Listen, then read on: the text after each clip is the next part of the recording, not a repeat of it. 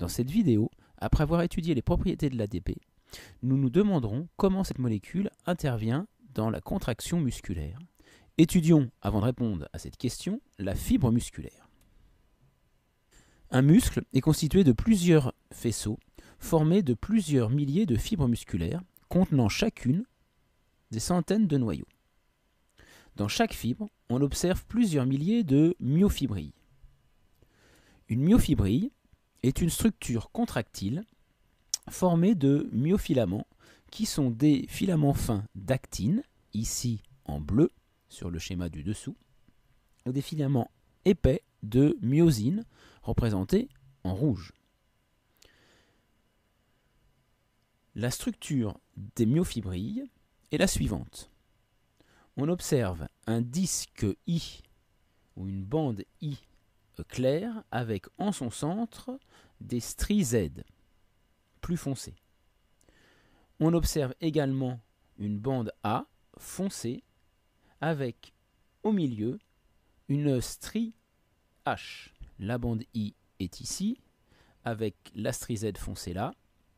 La bande A est ici avec la strie H en son milieu. On définit un sarcomère comme étant une unité contractile. Elle est située entre deux stries Z.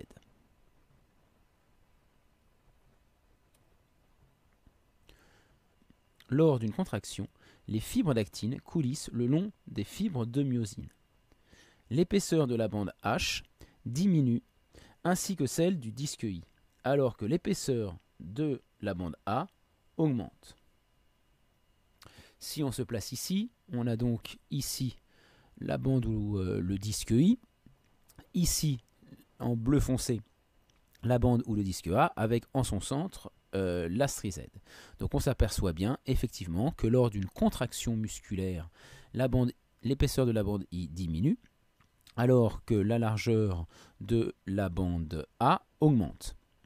Dans le même temps, la strie H, l'épaisseur de la strie H diminue. Voyons maintenant comment l'ATP intervient dans l'interaction actine-myosine.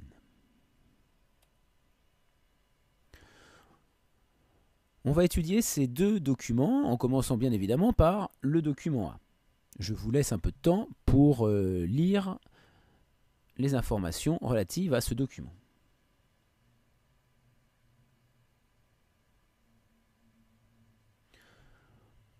On remarque dans le document A que dans les conditions témoins lors d'une contraction musculaire, la concentration en glycogène diminue alors que celle en ATP reste constante. A l'inverse, après l'injection d'un inhibiteur de la synthèse d'ATP, on observe une diminution de la concentration d'ATP qui devient même nulle rapidement et une concentration en glycogène constante. On nous indique également que le maintien de la contraction est arrêté très tôt. On peut donc en déduire que dans les conditions physiologiques normales, l'ATP est régénéré et que sa présence est indispensable pour la contraction musculaire. Étudions maintenant le document B.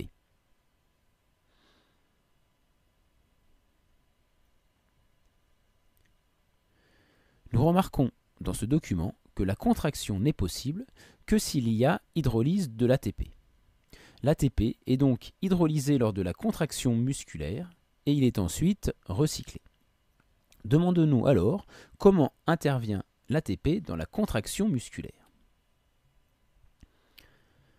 Alors voici un schéma important à comprendre.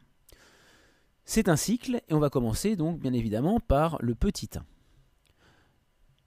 Au départ, les têtes de myosine sont liées au filament d'actine et on s'aperçoit que la tête de myosine fait à peu près un angle de 45 degrés. Une molécule d'ATP va se fixer sur la tête de myosine, ce qui va avoir pour effet de dissocier la myosine de l'actine. L'hydrolyse de l'ADP va donc se produire, ce qui va débloquer les têtes de myosine qui vont établir un angle de 90 degrés et dans le même temps se fixer sur les filaments d'actine. L'ADP va ensuite être libéré, ce qui va provoquer le déplacement de la tête de myosine qui va reprendre un angle à 45 degrés. Dans le même temps, comme elle est liée au filament d'actine, le filament d'actine se déplace vers le centre du sarcomère. Et le cycle recommence. Donc ce qui est important, c'est ce qui est marqué ici, que chaque tête de myosine peut effectuer environ 5 cycles par seconde, ce qui fait glisser les myofilaments l'un par rapport aux autres à une vitesse allant jusqu'à 15 micromètres par seconde. Donc là, on s'aperçoit que l'énergie chimique libérée par l'ATP lors de son hydrolyse ici en 3 est convertie en énergie mécanique qui va pouvoir permettre la contraction de la fibre musculaire. On peut noter que lorsque l'on meurt, il n'y a pas de régénération de l'ATP. L'absence d'ATP, donc on est à ce niveau-là, on ne peut plus fixer d'ATP sur les têtes de myosine, ce qui veut donc dire que les filaments d'actine et les filaments de myosine restent soudés, liés en permanence, ce qui conduit à une rigidité cadavérique.